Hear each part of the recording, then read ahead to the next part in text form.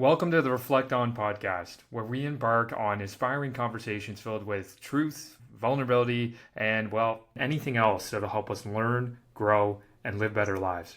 I'm your host, Kevin P. Murphy. Thank you so much for embarking on this reflection journey with me today. Now let's get right into it. Christopher Warren is the Executive Director for Sustainability Leadership, a former policymaker in ministerial government, and a director of multiple boards ranging from sports to governmental travel regulations, and more. He's a worldwide traveler himself. He's a coach, a former head scout of Scouts Canada for 15 plus years, and he's a fantastic critical thinker. But the thing about Chris is that he wouldn't really identify himself as any one of those things. He really is a believer in making sure that we are not just attached to our work or what we do on the 9 to 5. And that comes up in our conversation. In our discussion, we reflect on how craving discomfort can create deeper fulfillment.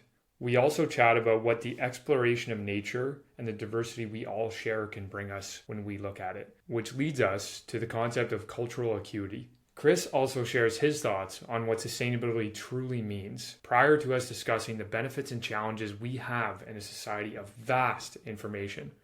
We also converse on the theories of informational distortion alongside AI talks, and how we can use these technological tools to our benefit in order to move forward as one. Chris also gives experimental thoughts to challenging one's biases in order to invoke greater empathy, deeper learning, and less judgment.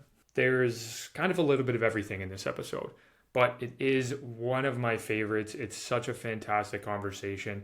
As always, thank you for spending time with us today, and enjoy this conversation with Christopher Warren. Okay, so Chris Warren, thank you for being here so much. Really appreciate it.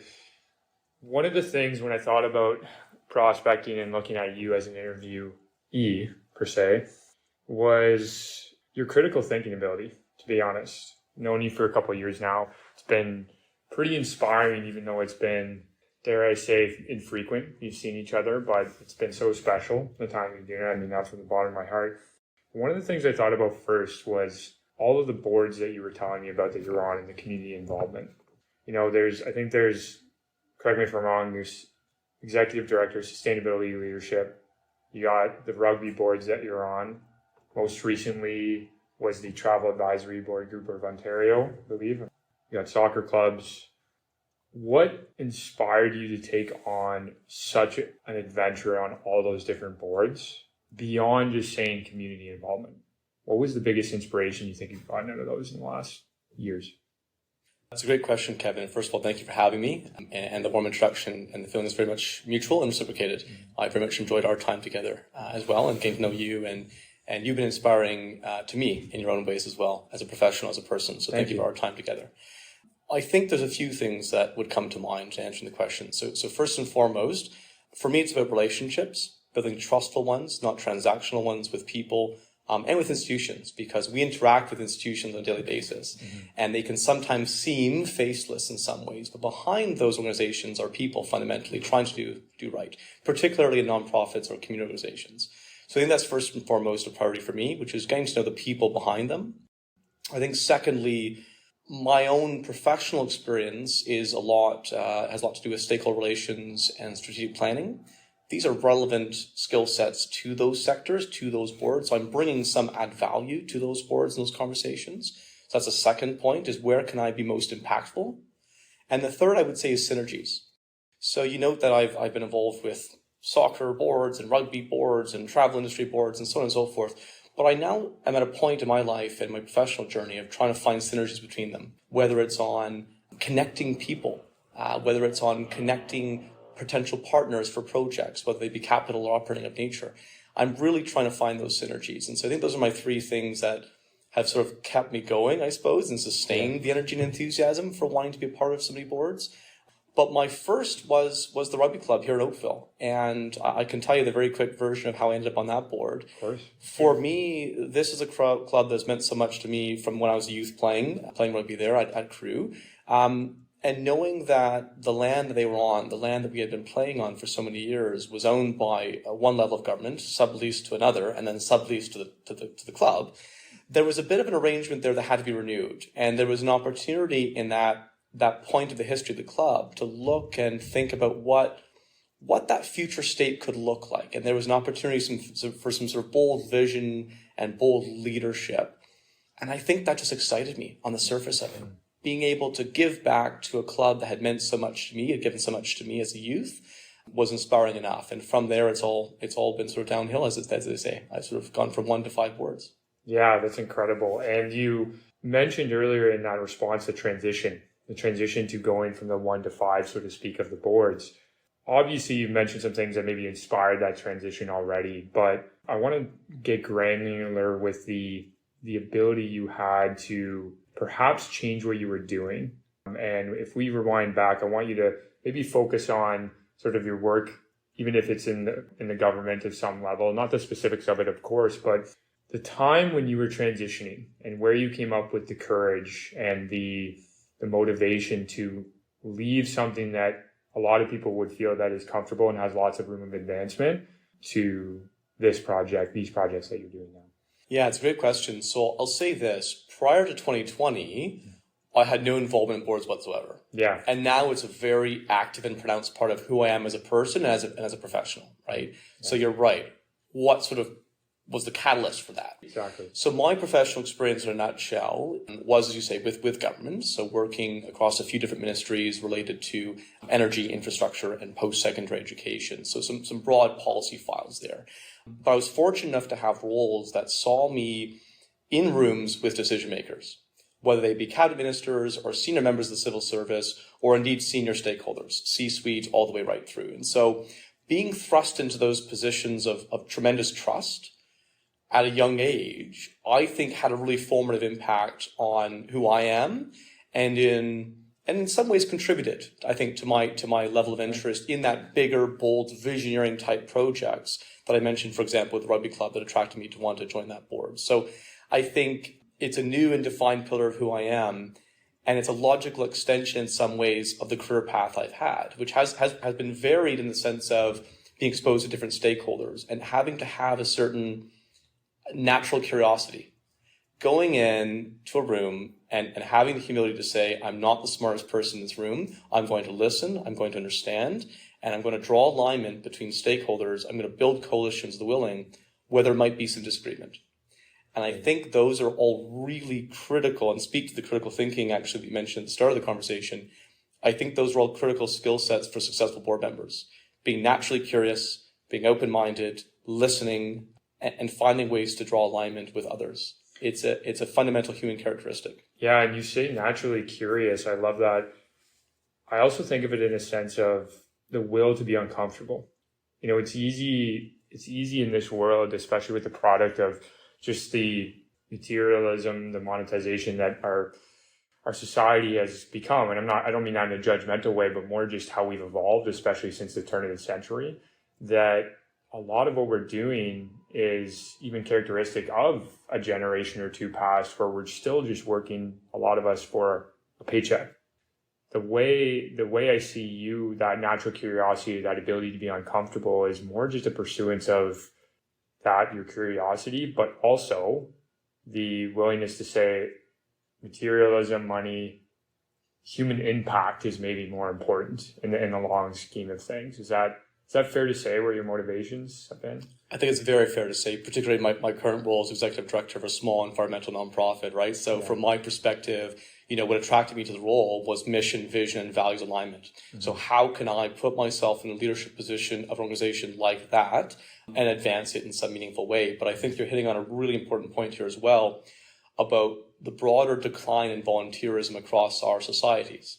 And a lot of nonprofits, a lot of community-based organizations have struggled with this point. There's no single answer to it. But for me, I draw fulfillment from many things in my life, not just the boards I serve on, not just my work and my professional experience, certainly from my family, from my friends, but also my ability to coach soccer or to coach rugby as well, right? Being able to draw fulfillment. Finding joy in those little things, those days, the present moment. Exactly. Someone making the perfect play in front of you, right? And being able to say, we created this together as a team. Exactly. No, you're quite right. And precisely that, seeing that smile brought to a young person's face, seeing them build their confidence and their skills and their memories with friends in real time it's a really powerful and palatable thing. And that keeps me going. So I think you're quite right here. There's something to this. And, oftentimes at, dinner parties, you might have the common question of, and what do you do? And the common response is a work-based question or answer, right? Which is, well, I work at a bank, I work at an insurance company, etc. And that's one part of our identity as human beings. But there are so many other aspects. And I think that's something that could be explored further with many people. What your passions are, what your interests are, where you might find fulfillment in other things that can complement your life and not just be seen as a chore in giving your time. It's so well said, I think, because you think of time and how we spend it, and I want to circle back to a couple of things you mentioned, but if the typical 9 to 5, Monday to Friday worker, it is a big part of their identity in terms of time, but we have the choice in choosing what we identify with as well, whether it is what we use outside of that work time or what we do inside of that craft or what we're doing. And I want to focus on, you mentioned something, and I'm going to go back a few steps, but first on youth, because I know the work that you've done with Scouts Canada and what you've been doing there as well. Correct me if I'm wrong. It's about 15 years that you did that with camping trips and things like that, training. What was the most inspiring thing you learned from someone much younger than you? That's a great question. So first of all, you're right in terms of the time spent and my involvement. And I'll just say very quickly, it's a wonderful youth organization that does absolutely amazing things for the youth in this country and around the world indeed, because Scouting is a global movement for good. Yeah. And I think the outdoors is a perfect classroom for young people actually to build character, to develop new skills. And in many respects, it's a socioeconomic equalizer. Mother Nature doesn't really care whether you have $10 in the bank or $10 million in the bank, right? Either you can light a fire or you can't. You can pitch a tent or you can't. And I think the memories that are forged are powerful and lifelong. So I just want a quick plug then for Scouts Canada and all their good work. Yeah, something that I was taught by youth. I think there's a dose of humility in this quick anecdote. I recall guiding an outdoor trip. It was a canoeing trip with some young scouts, boys and girls who would have been, I think, between the ages of 11 and 14 at the time. And there were obviously other adult volunteers and the group of us out in Temagami, so Northern Ontario. And we were just there, actually, you and I recently, exploring that beautiful part of the country. And I remember, so of course, for context for your listeners here, this is out of cell service range, right? So we're in the back country here in Northern Ontario. Huge population, by the way, of about 800 people. Yeah. The buzzing metropolis that is Temagami, exactly, that's right. But just wonderful geography and landscapes and environment to explore. But we were there on this canoe trip, and I think it was about 3 or 4 days into a 5 or 6 day trip. Out of cell service range, but I had some downloaded music on my phone. And one of these young scouts came up to me and asked me, "Scouter Chris, could we use your phone? We'd like to play some music." And I said, "Sure, but I don't know if you're going to like anything that is on it, truthfully." And I admit that I prejudge, right? Thinking this is a tween or teen who's going to want to listen to Drake and so on and so forth. And I'm a bit of a classic rock fan too, by the way, right? A little bit of Toto or Fleetwood Mac or Bryan Adams, that's my jam there. But to my pleasant surprise, at this rocky output in the middle of the evening, cool breeze, campfire going, sun going down, this group of young scouts, boys and girls, were singing word for word in karaoke, Toto's Africa, that song, right? Or others, right? Those classics, right? Yeah. And so I think just to round out the circle here, what it taught me was, a dose of humility, right? So don't prejudge, even someone younger, right? But also just, as you say, care for those little moments in daily life. For them, they had been through a full day's paddle. They had worked very hard. They'd set up camp, and they just wanted to hang out with their friends and just enjoy being in that moment, right? And music was a way of connecting them to each other and to a common memory. So it's very powerful. That's a fantastic story. It reminds me of something we even talked about earlier, and some of the best conversations we've had, Chris, which is in nature, around a campfire, forgetting about the busyness of a lot of our day-to-day lives. I want to mold in next what you just talked about with also your traveling endeavors, because I know you've been a pretty big world traveler. You were even recently just mentioning about Spain and everything. In your opinion, how important is it to you that we actually spend not just the 1 week a year or 2 weeks a year on a vacation that we may get in an urbanized world?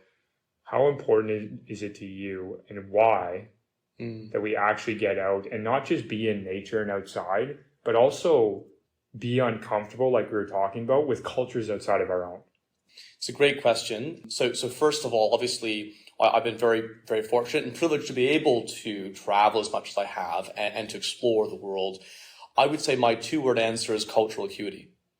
And it's something that's incredibly important in this day, more so perhaps than ever, right? In a very interconnected, globalized world, trade, commerce, and social connections and so on. The wonderful things about the internet, right? And its ability to connect us with people, family and friends across the world. So in some ways, we've never had more technology that have kept us more connected. But in other respects, we've also become a bit more isolated and we've become a bit more distanced, right? And so I think having real world tangible experience and memories on the ground in different places, in different cultures, builds that acuity, right? Understanding everything from handshakes to other common greetings to a few phrases in a native tongue, right? That can really help connect you with someone halfway around the world if you actually give a good effort to speak their language. And I think as well, thinking back to trade and commerce in particular, whether or not you're a business graduate, if you're someone who aspires to be an entrepreneur or to be a disruptor or an innovator in some way, learning from other people around the world who might be looking at problems or challenges in a slightly different way than you, and just being able to learn from best practices, I think is incredibly powerful. And so that's what I would say, cultural acuity. That's the value I place on travel. And so I've always prioritized it in my life at every stage, and again, I've been fortunate to travel quite a bit. Very recently, of course, as you noted, in Spain, I tied it into watching some football games and a bit of rugby as well, which was brilliant. But yeah, for me, being able to taste local cuisines and speak local languages and to explore local histories, and there's obviously merit and there's a time for the all-inclusive resort and, relaxing on a beach, but there's also a time and a place for looking at local museums and art galleries and other sort of historic places, right? And learning from each other. So I think that's, for me, the main driver is trying to always broaden my cultural acuity as a lifelong learner. And what is that cultural acuity from a foreign environment? And I mean foreign from a geographical stage of, let's say, leaving even Canada. How has that been brought into your everyday life in terms of how you remain uncomfortable and continue to be curious? How much of a catalyst have those skills been from that travel in those countries? I think it's a great question. There's a couple answers I would have. So firstly, on the very kind of, micro then macro level, right? So micro, very practical transit systems. Growing up in the GTA, I know the GO train system, I know the TTC. But when you travel to Europe or Asia or other parts of the world, you have to refamiliarize yourself with a in some ways familiar, but in many ways different system of mass transit. So I think just little daily practical things, right? So always being aware of what's around you and how to navigate different sort of transit systems, I think is really helpful at a practical level. At a more macro level, so professionally, I used to work in the Ministry of Energy in Ontario. So being able to confer with colleagues in other countries around the world, and other continents indeed as well, understanding what their priorities were, how they were tackling the same sorts of challenges that we were. So, for example, decarbonization, right? How do we look at a more, sort of a less reliance on fossil fuels, right? How do we look at other forms of technology? How do we de-risk new technology adoption as well when it comes to new forms of energy generation, for example? So being able to learn from colleagues has helped me as a professional. And then I think as a person, when I think about my board roles or indeed my even coaching, right? Coaching my rep soccer team right now at Oakville Soccer Club, a little quick plug in for them. Diversity is our strength. It really is, right? We've got young players and young people coming from all different parts of this country and all different parts of the world.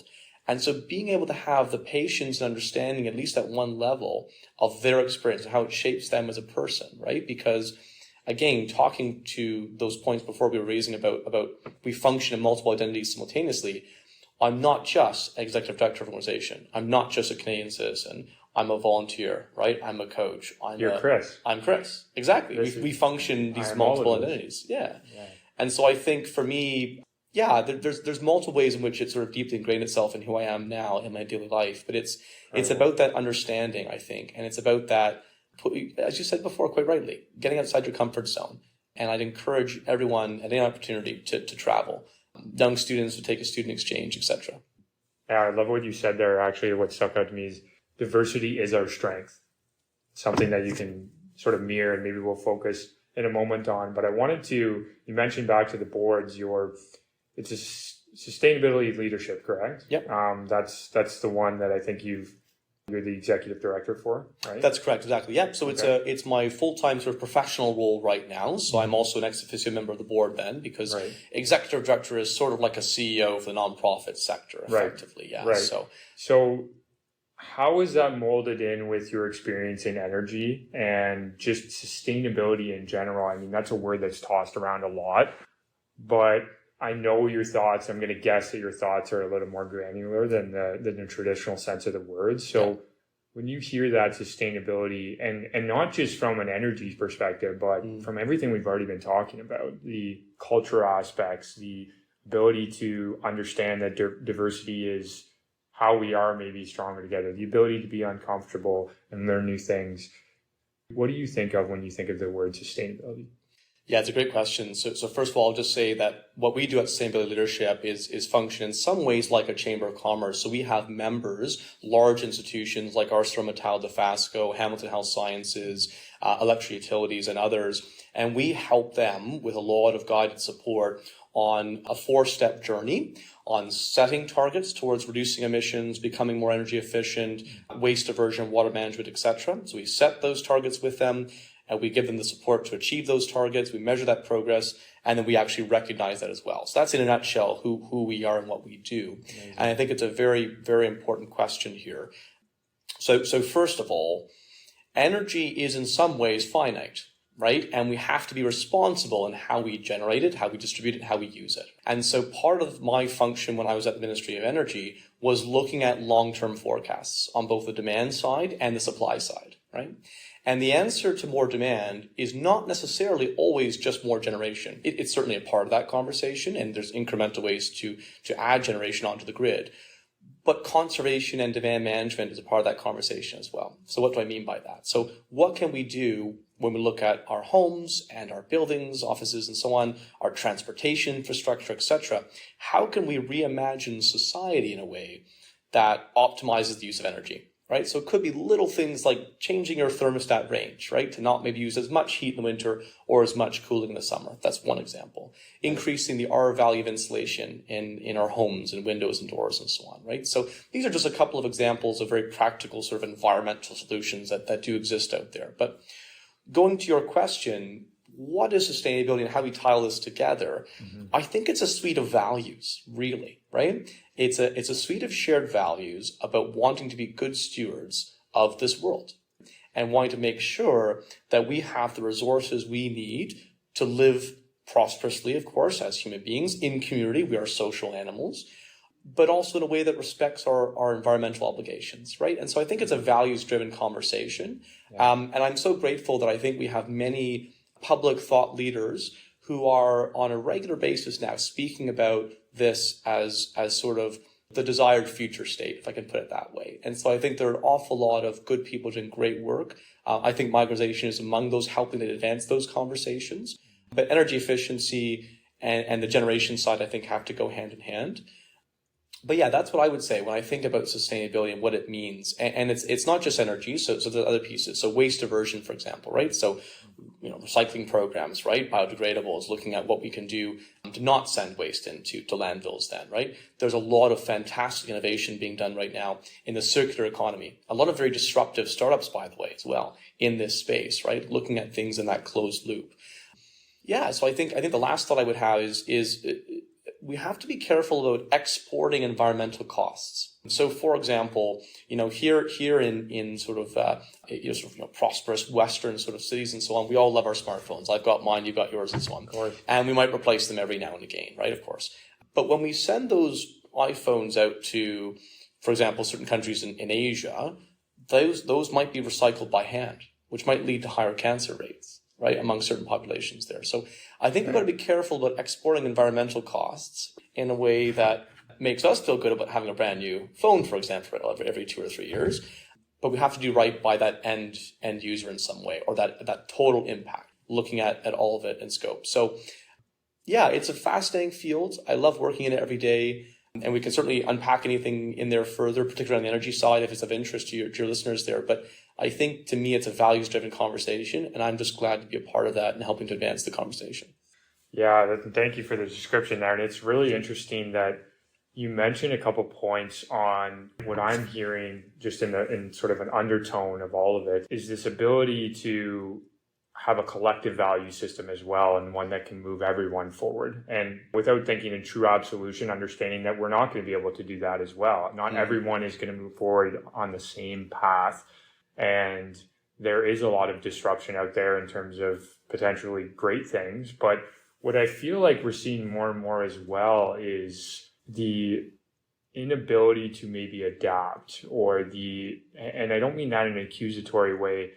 Perhaps it's better said as the disruption of status quo. It seems that someone to change, it's easier with these, what we've come to outs. It's harder to see what's really true out there, in the sense of, I find what I've been noticing a lot, especially online, which is potentially a downfall, I say potentially purposely, a downfall of technology, is that we look at one piece of information and we decide that that's what's true.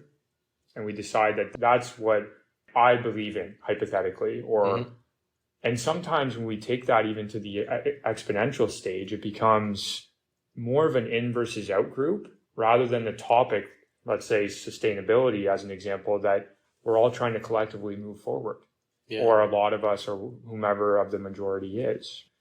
When you think about that, and I don't want to dabble too specific on purpose, frankly, into political systems and things like that, or opinion on politics, but when you think about that and the opportunities we could have and the technology that's coming out, whether it's more AI and how the threats that might pose, the risks of something like misinformation, or catalyzing even further the ability to disrupt and not collectively think and uncomfortably learn from each other in a great way.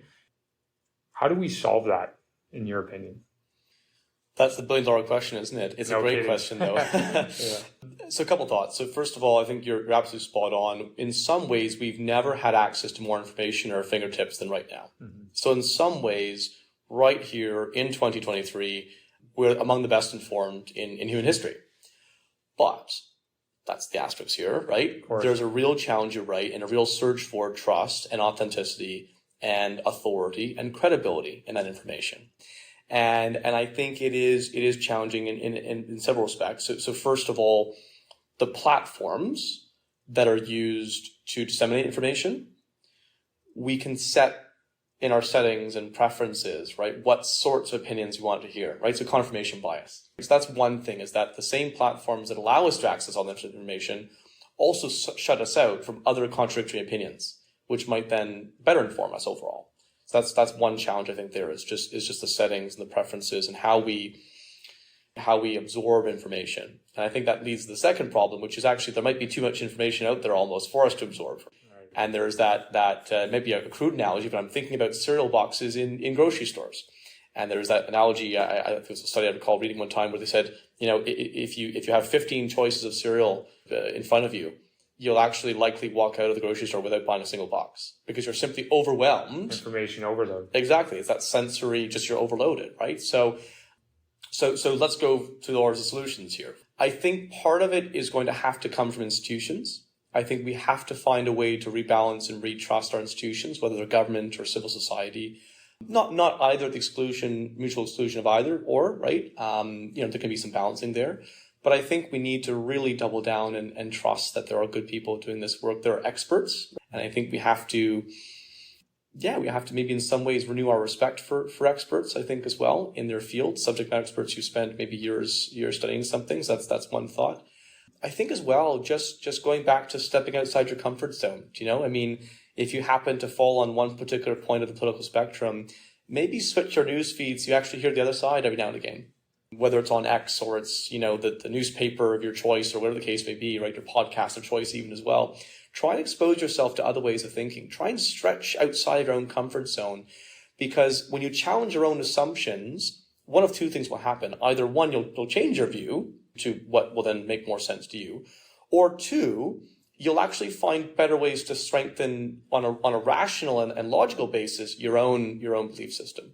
One of two things can happen, and that's perfectly natural, right, when we're exposed to new ideas. So I think it's a really good point. The last thing you mentioned there was AI.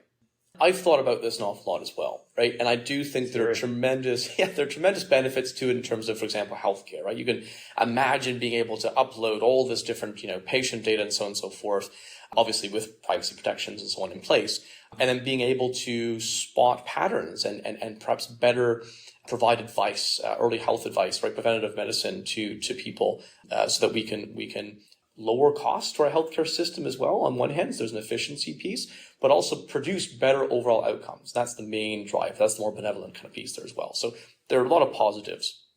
When it comes to information distortion and misinformation, though, that's the real downside risk. And I don't think we've really fully heat map risk managed that, truthfully. Mm-hmm. There's going to have to be a lot more work on the regulatory side, I think, to really put some scaffolding around AI and its future development.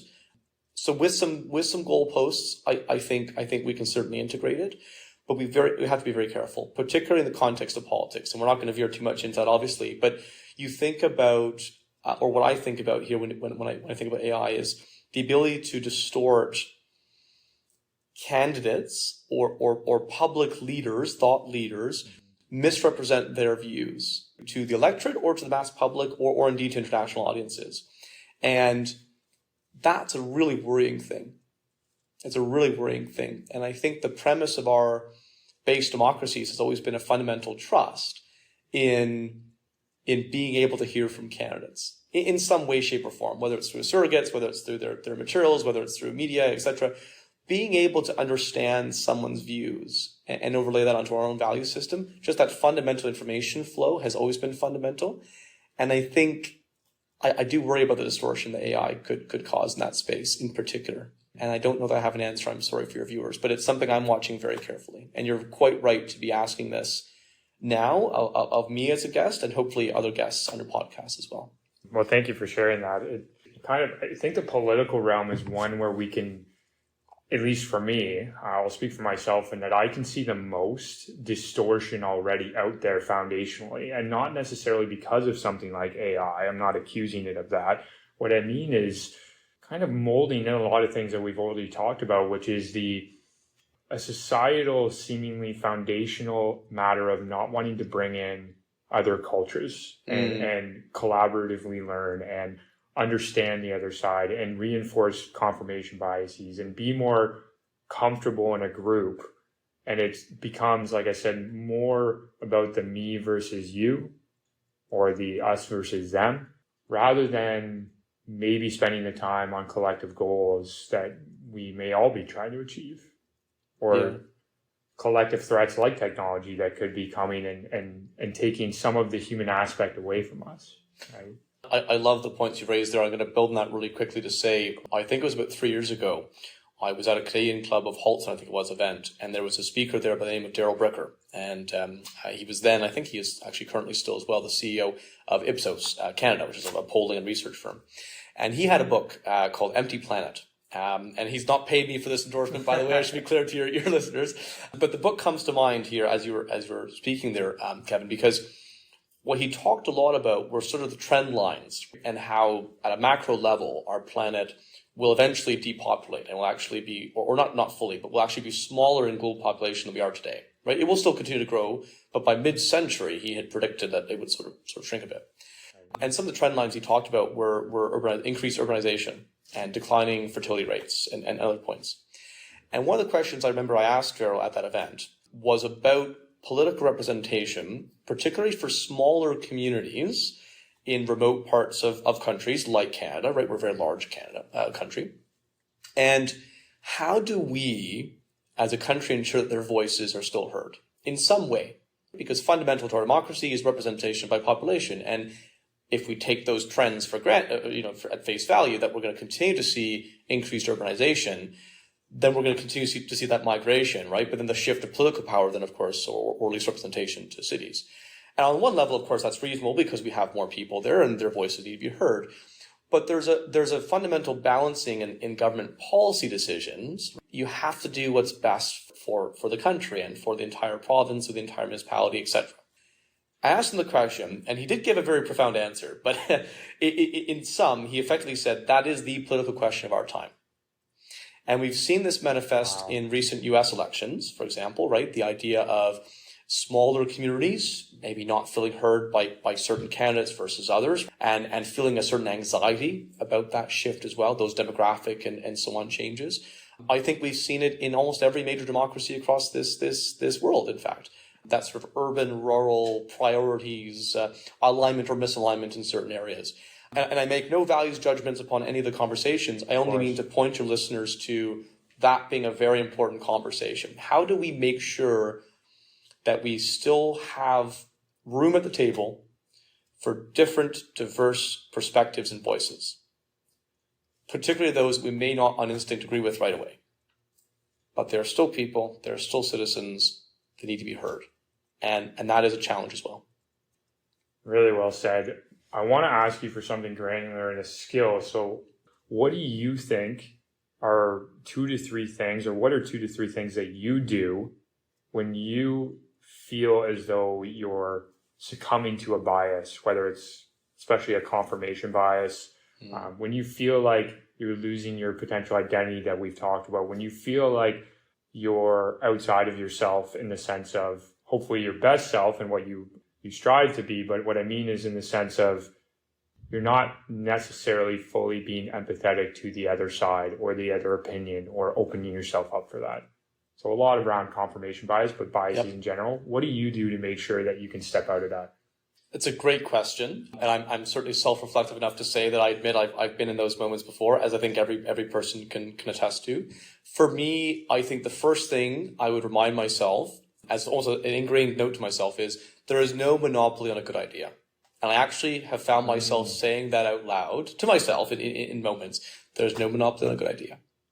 Be aware that there are other people out there that have different perspectives and a different way of approaching this that might actually make more sense in that moment. That's one thing. There's a dose of humility. So maybe the skill set is just being self-reflective enough and humble enough to recognize that. That's maybe one piece there.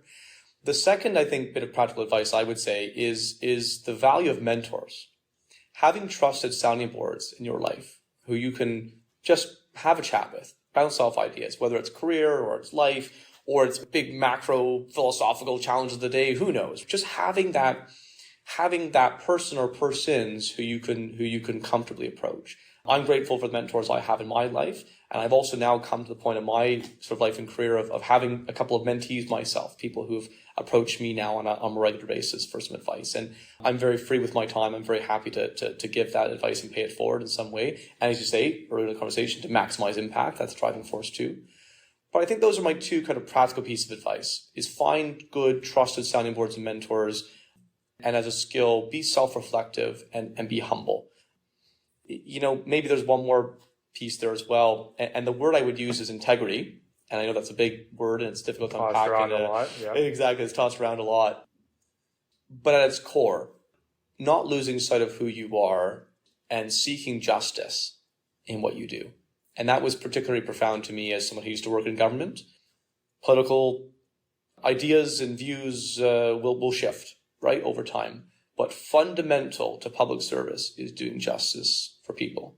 And that to me is manifested in my voluntary work. It's manifested to me in my government service. It's manifested in a few different ways, but that fundamental principle is still there. So I think that's the third kind of perspective I would offer to your listeners. Yeah. Oh, that's incredible. It leads me, so a couple of final questions. There's 2 that I try to make sure I ask towards the end. But before I do that, Chris, this has been absolutely amazing. This is really what it's about, in the sense of your ability to critically think is, I think, something that's not just you're born with. It's not genetic. It's something you learn on. And I think it's because of all those challenges you put yourself in, because of your willingness to get uncomfortable, because of your willingness to ask what the other side is thinking and be humble throughout that process. So I really acknowledge you for that, first of all. Thank you. You're very welcome. So this question is called Wisdom Bites. So hypothetical scenario, but I want you to think of all of the wisdom that if you could see it almost on the wall or in front of you. Impossible to do in reality, but hypothetically, if you could. All of it that you've accumulated from mentors, which, by the way, I also see you as a mentor of mine, so thank you very much for that. Thank you. You see all the wisdom in front of you. mentors, learnings, lessons, traumas, everything in life. Now imagine it's gone. All of it. All of it. Big reset button, but you can only live by 2 to 3 more pieces of wisdom for the rest of your life. What will your 2 or 3 wisdom bites be? It's a great question. I think the first thing is trustful relationships. I don't think you can really, we're social animals by our design, right? As human beings, I think we need to live in community with each other, and we need to build trustful relationships, and that's how we thrive and prosper. So I think that's the first thing I would say, is the need for trustful relationships. I think the second bit of wisdom I would offer is more on reputational management, I think. Reputations take an awful long time to build and seconds to lose. And so always acting with the utmost and highest standards of integrity, personally and professionally, I think is the second thing I would say. So for the two interplay. And the third would have to be something we've talked about quite a bit, which is be comfortable in uncomfort and be curious and push boundaries and ask why the status quo and think through first principles. Don't take anything for granted. Be curious and be a disruptor, be an innovator. Those would be my 3 long-winded, albeit, wisdom bites. Yeah. Oh, that's fantastic. So final question, it's called the 3 R's. The 3 reflection questions, if you will. Sort of rapid succession, however you feel to answer, just what comes to mind. What is the one thing you think you've been reflecting on the most recently? That's a great question. Something I've been reflecting on the most. At a practical level, it's my calendar and how busy it is. Okay. And how I can best time manage.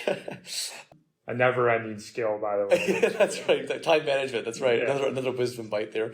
Yeah, something I've been reflecting on quite a bit. I think, so I've just started this role with sustainability leadership as of September, actually. So I'm fairly new to that. I was previously working in government and at a large post-secondary institution as well. So I think I've been reflecting a lot in recent days on, okay, I'm in this leadership role. Now what? What motivated me was, again, mission, vision, and values alignment, and the opportunity that I could seize to take the reins of organization and drive it forward and advance it in a new direction with an injection of new energy, new enthusiasm, new ideas. That's all attractive. That's sort of what you say in an interview panel. But now you've got the job and you have to do it. And that's what I've been reflecting on, I think. And there's many ways in which that manifests, whether it's multi-year strategic plans and whiteboarding out some big, bold visions and goals and so on. But that's, I think, what's been on my mind. Okay. Second one out of the 3 R's. What is one thing you think you're not reflecting on enough? Another great question. Something I'm not reflecting on enough. I think in that busy day, that busy calendar, there are only so many things you can actively manage on your mind. And there are always going to be some things that will have to put on to the next day or the next day after that. Whether it be tasks or actual meetings or work or spending time with people that you care about and so on and so forth, right? So I don't think I reflect enough on that prioritization.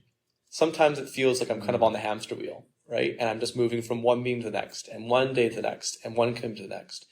And it would be nice to be able to pause and just self-reflect a little bit on prioritizing or balancing that. And I'll just have a little caveat there to say, COVID impacted us all. That pandemic impacted us all in many different ways. For me, the silver lining was actually exactly this. Funny enough, it was a reprioritization of what matters most to me in my life. My family, my friends, spending time outdoors. I actually went through, and your listeners may be interested to know, I actually went through a bit of a weight loss journey. I lost about 70 pounds, if you can believe it, 70, because Congratulations. Thank you, much appreciated. Yeah, it was totally transformative because I was working from home and just thought, you know what, I've got the time. I'm going to wake up earlier and I'm going to go for a run. And I was going for runs 8.5 kilometers a day for most weeks there through the pandemic. And it was lovely. So yeah, the bottom line is I think I'm not reflecting enough on that because I've picked up those bad habits now post-pandemic of just getting in the rat race, right? Just being busy day to day. Third R. What is something that collectively as a society or as groups, larger groups, that you think we could all reflect on to move us forward? I mean, in a word, I would say sustainability. It's obviously it's the sector that I work in, so I've got to put a plug in for that. No, but I mean that in a few different ways, right? Sustainability in terms of obviously the sort of environmental implications and what I mentioned before about being good stewards of the world around us, but also sustainability in terms of the relationships that we keep and the company that we keep, making sure that we're having the discipline to invest time in those relationships, in those friendships, in those family connections, and so on and so forth. Sustainability in the sense of work-life balance, being able to, take time to travel, to explore, to spend time with your kids, to volunteer.